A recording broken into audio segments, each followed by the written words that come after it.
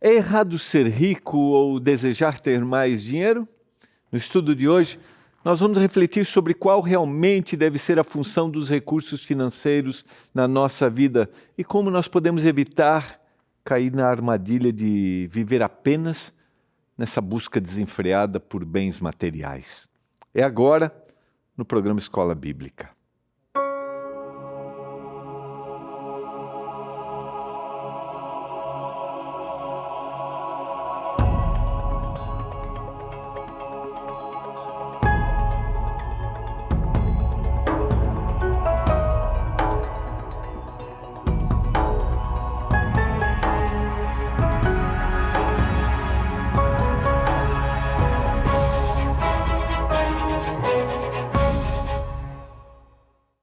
Olá, tudo bem com você? Como é que você está passando sua semana? Está no ar o programa Escola Bíblica, aqui pela TV Novo Tempo, canal da Esperança. Nesse programa nós temos a oportunidade de estudarmos a Bíblia, através das nossas revistas, através dos estudos que são produzidos pela web, na nossa instrutora bíblica virtual, a Esperança. E nessa temporada a gente está estudando o tema Educação Financeira à Luz da Bíblia, que é uma revista que foi lançada há 2 anos aqui na Novo Tempo. E 3 anos já? 3 anos já. E a gente acredita que esse tema é tão relevante, né? E você está vendo aí que a gente trouxe de novo para que você tenha oportunidade de receber na sua casa a revista. Se você ainda não pediu, se você já pediu para compartilhar com um amigo, estudar aí na sua comunidade religiosa, peça a revista Esperança, Educação Financeira à Luz da Bíblia. Ligue agora, nossa equipe sempre está aí pronta para te atender, das 8 até as 10 ou 10h30, que eu sempre esqueço, diretor. 10 ou 10h30 da noite, 10h30 da noite. 0 operadora 12 21 27 31 21. 0 operadora 12 21 27 31 21. Você também pode mandar mensagem para o nosso WhatsApp, que é o 12 9 82 44 44 49.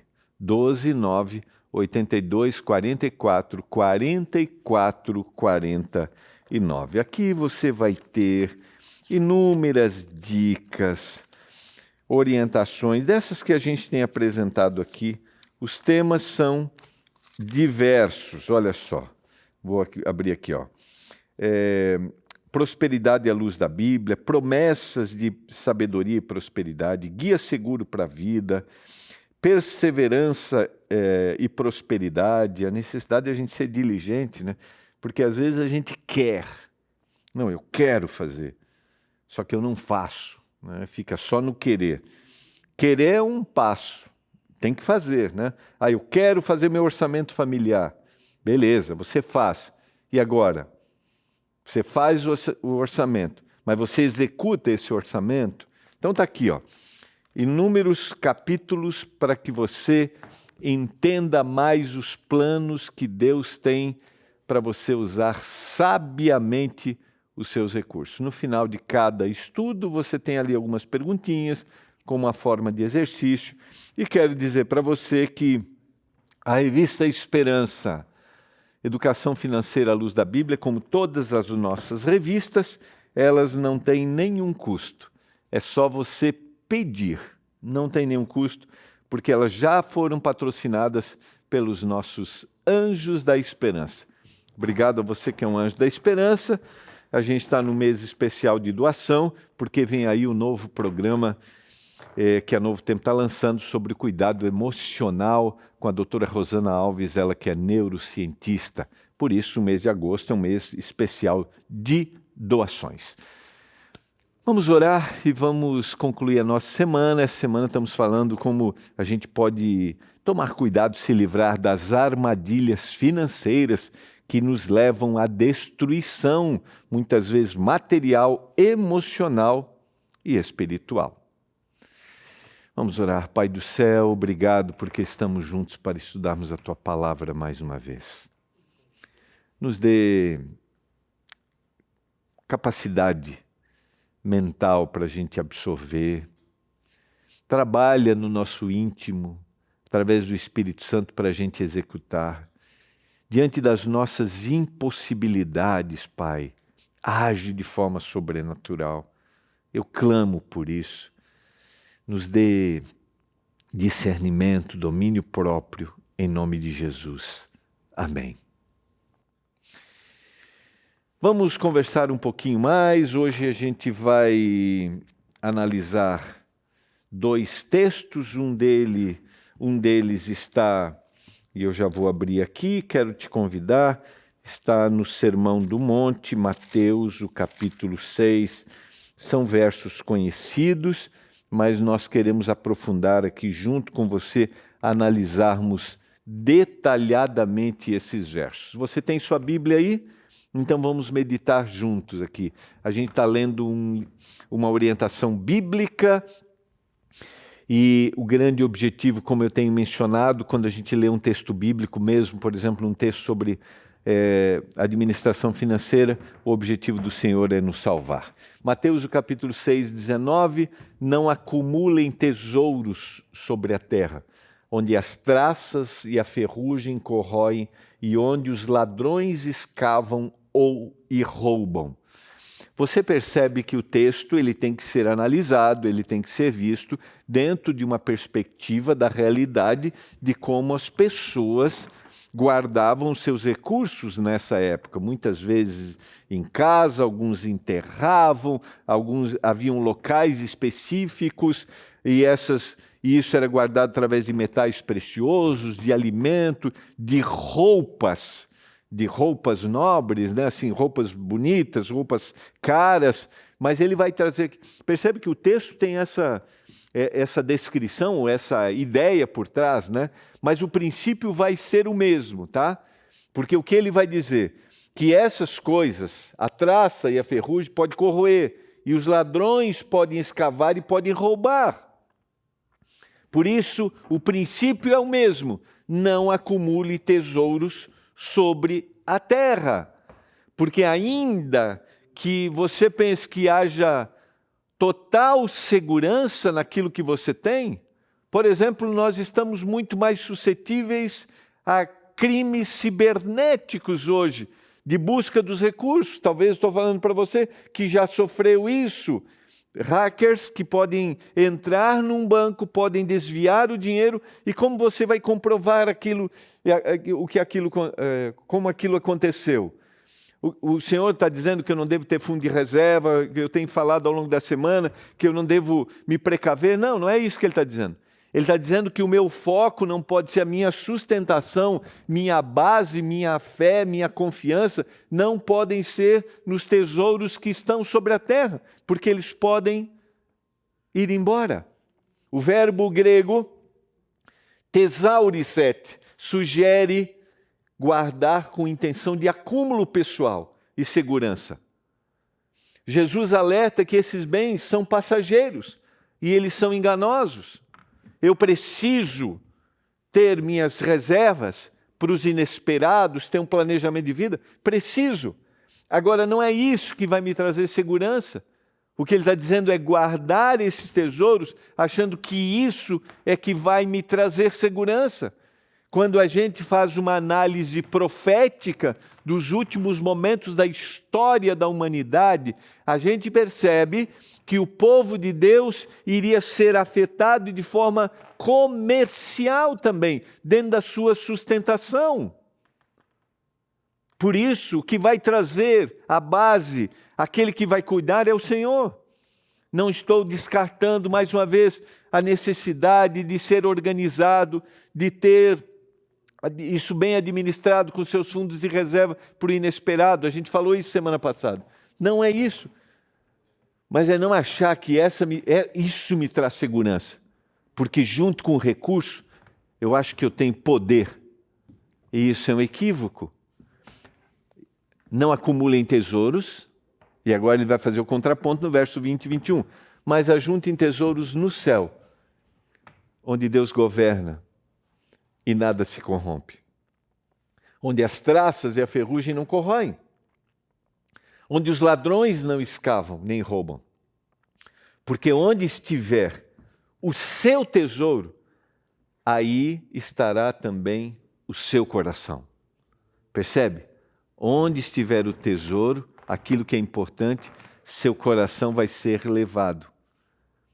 A gente vai entender exatamente o que ele quer dizer aqui. Jesus não proíbe o uso de bens materiais, tá? Mas ele reorienta o foco, não acumular, mas investir no reino. Não estou mais preocupado em acumular aqui do que investir no reino, porque o Senhor inaugurou o seu reino. Quando a gente vê o Sermão do Monte, o Senhor dá novas e o Senhor começa a implantar o seu reino, ou seja, os valores que são valores eternos, valores que vão perdurar e são contrários. E aí a pergunta é: quanto que eu estou investindo no reino, ou seja, na eternidade? Porque eu começo a viver o céu aqui se Jesus está na minha vida aqui, se Jesus é o mais importante para mim. Porque onde está o teu tesouro, ali estará o teu coração. E é isso que o Senhor está dizendo. Você tem investido nas coisas espirituais ou as coisas terrenas são mais importantes? Jesus não se refere apenas a boas ações, não é sobre isso. Mas os valores eternos, relacionamentos justos, generosidade, obediência a Deus. Porque esses são os valores que regem o reino, os relacionamentos justos, a generosidade e a obediência. Esses são os valores do reino. Por isso que eu falei ontem, como eu me relaciono com a minha família. Não, eu estou mais preocupado em dar coisas para eles do que estar na presença deles. Os meus filhos me veem muito mais saindo para o trabalho do que com um homem de oração que está preocupado em meditar, orar, reuni-los, ensinar os valores. Não estou falando de um líder de uma comunidade religiosa. Você pode até ser, mas eu estou falando de uma pessoa que transmite os valores do reino dentro de casa. Esses valores, eles são mais importantes do que aquilo que você está buscando e fazendo ao longo da vida? Ou o resumo é: meu pai só está em busca das coisas? O verso 21, o coração não lidera o tesouro. Ele segue, ou seja, o que você valoriza acaba moldando o seu caráter. E você sabe que é assim. Aquilo que você dá valor é o que move você. Aquilo que você gasta tempo é o que move você. Aquilo que você se dedica de forma primordial é o que te faz acordar todo dia e ir em busca. O teu coração está ali. E aí vem a pergunta: são os valores do céu ou são as coisas terrenas? São as ocupações pensando na eternidade? Mais uma vez eu vou enfatizar: não significa, queridos, que eu não deva ter sonhos aqui. Não, não é sobre isso. Mas é que os sonhos terrenos não podem ser maiores do que o nosso desejo de viver um dia com Jesus. É isso que eu tenho que pensar. Mas nós queremos construir um céu aqui na terra. E um céu só para nós. Nós queremos todo o conforto para a gente. Construímos uma casa que parece que não, essa foi a casa dos sonhos. E não há nenhum investimento nas coisas eternas. E eu me gasto para isso. E de repente, virem nada. Virem nada. É isso que o Senhor está dizendo. Porque os tesouros acumulados aqui, eles vão embora. Os olhos são a lâmpada do corpo. Isso está na sequência. Olha que interessante. Se os olhos forem bons, todo o seu corpo será cheio de luz. Se, porém, os seus olhos forem maus, todo o seu corpo estará em trevas. Portanto, se a luz existe em você, se a luz que existe em você são trevas, que grandes trevas serão? Se os olhos forem bons, a palavra grega aqui, plus, simples, generoso, sem duplo propósito, se os seus olhos forem assim. No contexto judaico, o olho bom é sinônimo de generosidade, o olho mau de cobiça, ganância, conforme Deuteronômio capítulo 15, verso 9. Que tipo de olhar você tem para as coisas? É isso que o Senhor está perguntando. Está aqui o texto de Deuteronômio. Tenham cuidado para que não haja pensamento vil no seu coração e vocês digam, está próximo o 7º ano, o ano do perdão das dívidas, e aí fazendo com que os olhos de vocês sejam malignos para com o seu compatriota pobre e vocês não lhe deem nada. E ele clame ao Senhor contra vocês e vocês sejam culpados do pecado. No 7º ano, as dívidas era uma ordem que o Senhor tinha entre o povo para tentar manter a igualdade, sabe? E se o indivíduo acumulasse dívidas no 7º ano, ele estaria perdoado. Agora, se o indivíduo, que era o credor, né? E ele tinha um devedor, ele pensava assim, agora vou ter que perdoar essa dívida. Que coração generoso ele ia ter. Isso justificava a dívida? Não, eram os imprevistos, eram as situações inadequadas, porque após o pecado, queridos, nós temos uma sociedade que não é mais um ambiente perfeito e sempre nós vamos ter as diferenças e nós vivemos nessa sociedade para amenizar como cristãos essas desigualdades. Nós vivemos para isso. Mas isso não significa que eu vou deixar o indivíduo do mesmo jeito, entende? Justificar o erro dele não é sobre isso. É diminuir esta desigualdade e dar para o indivíduo um olhar correto para aquele que tem para oferecer e para aquele que precisa receber.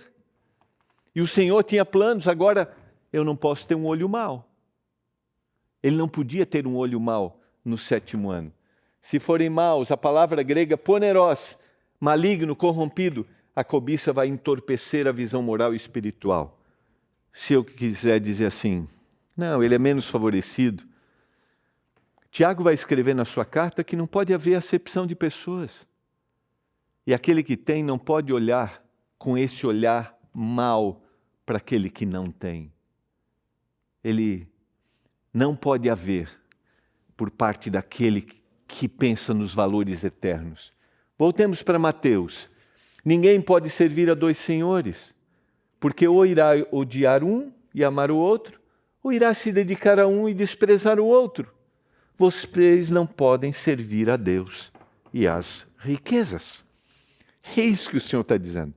É aquilo que eu coloco como prioridade, como aquilo que é mais importante. Não está falando sobre a riqueza como uma coisa mais, não. Mas é sobre colocar isso como mais importante. O achar que isso me dá sustentabilidade, me dá status, me dá segurança. É sobre isso. E não existe isso. Porque o olhar do Senhor passa pela terra sobre todos, não importa quem eles sejam. Jesus afirma que é impossível dividir a devoção, pois um sempre vai suprimir o outro. Não tem como seguir, adorar a 2 senhores. Esses 3 elementos, tesouro, visão e senhorio, comando, se entrelaçam. O que valorizamos afeta como enxergamos o mundo e define a quem nós servimos. O que nós valorizamos, o tesouro, ali está o meu coração, vai afetar como eu enxergo o mundo e define quem eu estou servindo. E esse olhar para quem eu estou servindo, a quem eu estou servindo, vai determinar como eu vou olhar para o próximo. Então, se eu estou centralizado na busca da riqueza, meu tesouro está ali, o olhar para aquele que tem menos vai ser um olhar de discriminação. E esse olhar não é o olhar que um cristão deve ter. Um cristão não deve ter esse olhar para discriminar. Pelo contrário, ele deve ter um olhar para agregar. Por isso, não ponha sua esperança no acúmulo de bens materiais, mas coloque sua esperança na fidelidade a Deus. É isso que o Senhor quer. Essa lição continua relevante para os nossos dias, pois nós vivemos em uma cultura consumista, imediatista e baseada em aparência.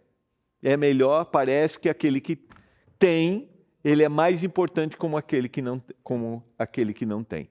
E aí eu quero relembrar uma história que é muito conhecida, que está no Evangelho de Lucas, o capítulo 18, a partir do verso 18. Essa história também está no Evangelho de Mateus e no Evangelho de Marcos. E eu queria que você olhasse para essa história agora sobre essa perspectiva de adorar a dois senhores, acumular tesouros na terra e não pensar nos valores eternos. Certo homem de destaque perguntou a Jesus: bom mestre, que farei para herdar a vida eterna? Essa já é uma pergunta, né? E parece que a vida eterna vem através daquilo que eu faço. Jesus respondeu: por que você me chama de bom? Ninguém é bom a não ser um, que é Deus. Você conhece os mandamentos. Não cometa adultério, não mate, não furte, não dê falso testemunho, honre o seu pai e sua mãe. Esse você conhece. Então o homem disse: tudo isso eu tenho observado desde a minha juventude. Ouvindo isso, Jesus lhe disse: uma coisa ainda falta a você. Venda tudo o que você tem, dê o dinheiro aos pobres e você terá um tesouro nos céus. Depois venha e me siga. Intrigante a resposta de Jesus, mas eu acredito que você já tem uma compreensão clara do porquê Jesus está dizendo isso. Mas ouvindo ele essas palavras, ficou muito triste, porque ele era riquíssimo. Quando, em realidade, ao ouvir essas palavras, deveria ter ficado feliz, dizendo assim: uau, eu tenho riqueza, então eu posso vender e doar. Mas aonde está o problema? Que farei para herdar a vida eterna? Aqui está a primeira questão, que é uma visão equivocada. O homem vê a vida eterna como algo a ser conquistado por mérito ou boa conduta, não como dom de Deus. E aí tem uma coisa interessante quando a gente pensa na ideia materialista que permeia o mundo religioso hoje, que é essa ideia de que se você não está recebendo coisas, é porque você não está sendo abençoado, porque o Senhor não tem olhar para você, então você não está sendo favorecido, tem coisa errada. E se tem coisa errada, você está distante dos propósitos do Senhor. E se você está distante dos propósitos do Senhor, sua vida não está fazendo sentido. Entende como é uma coisa que leva a outra, assim, equivocadamente? E aí eu acho que eu preciso fazer para conquistar a bênção, para ter vida eterna. Essa era a visão que ele tinha. E não é. Como eu mencionei, bênção, prosperidade dentro do texto bíblico é ter um coração generoso, é viver grato com aquilo que você tem e ser fiel ao Senhor. Sequência. A resposta de Jesus vai mostrar que o problema não é o que ele faz, e sim aquilo que ele ama, aquilo que ele está colocando sua base de sustentação. Você conhece os mandamentos, aparentemente ele é irrepreensível moralmente, mas Jesus vai tocar em algo mais profundo do que comportamento. Falta ainda uma coisa. Jesus está ensinando salvação por obras, ou Jesus não está ensinando salvação por obras ou por pobreza. Ele está expondo o ídolo escondido do coração, que é qual? A riqueza. Porque, queridos, não existe salvação, sabe, por aquilo que eu faço, ou por um ato de comiseração, por doar todas as coisas. Senão o fundamento é o mesmo. Eu acho que o fato de eu ajudar, de fazer boa obra, e aí o Senhor vai ter um olhar para mim correto. Não, não é. Não é isso. Não é essa obediência, sabe, fechada. Não é essa ação como um ato de penitência. Não, não é sobre isso. Porque o indivíduo que é abençoado, ele vai ser generoso dentro da sua proporção de condições. Mas ele não vai ter atos de generosidade para conquistar a sua salvação. O que Jesus está chamando aqui, a atenção, é aquilo que ele está priorizando, aquilo que ele está colocando como ídolo escondido no coração, que é a riqueza. quanto ele está disposto a abrir mão disso. Jesus faz uma conexão com Mateus 6:21, onde está o teu tesouro, aí está o teu coração. Ele chama o jovem a transferir o seu tesouro para o céu, onde a traça e a ferrugem não vão destruir. É isso que o Senhor está fazendo. O Senhor está chamando a atenção. O Senhor quer ver quanto ele está apegado realmente àquilo. Eu já ouvi inúmeras histórias das quebras de bolsas, das crises, por exemplo, americanas, que aconteceram ao longo da história. A crise imobiliária que aconteceu nos anos 2000, de pessoas que tiraram a vida, achando que a vida agora não tinha sentido mais por perderem os seus recursos, por perderem os seus bens. É isso que o Senhor está querendo nos alertar aonde está a base de toda a nossa crença. O jovem ficou triste, a tristeza revela o verdadeiro Senhor da vida. Ele não negou a fé, mas não conseguiu romper com seu apego. Não conseguiu. A riqueza pode ser bênção, mas não pode ser Senhor. Se ela impede a gente de obedecer a Deus, ela está se tornando num ídolo. A riqueza pode ser bênção, mas não pode ser o Senhor. A fidelidade a Deus exige desapego. Generosidade, justiça, confiança no reino devem vir antes de acúmulo pessoal. Porque o generoso, ele é abençoado.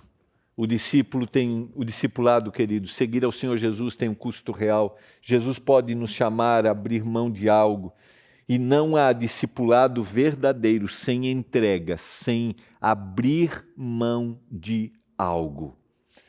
O verdadeiro tesouro é Cristo. Seguir a Jesus é o que dá valor à vida. Dinheiro serve, mas não salva. Abrir mão não é fácil. Você sabe que quando você vai fazer o seu orçamento familiar, se você quer economizar, você vai ter que abrir mão de alguma coisa. E a gente não quer abrir mão.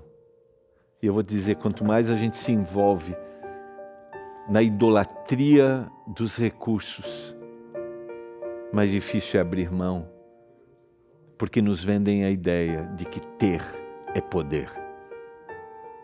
E não é.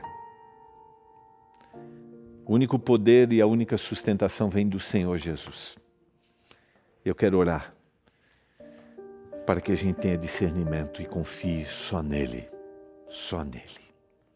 Pai do céu, obrigado pela tua palavra, pela tua orientação. Não é simples, não é fácil, mas nos ajude a nos apegarmos ao Senhor e não às coisas, porque isso vai embora, acaba. Nos ajude, Pai. Abençoe a cada um, em nome de Jesus Cristo. Amém. Foi bom estarmos juntos. Quero desejar para você um final de semana muito feliz. Quero te convidar a procurar a igreja adventista mais perto da sua casa. Entra no site aí, encontreumaigreja.com.br. Você vai ser bem-vindo, tá bom? A gente se vê na segunda-feira às 7h30.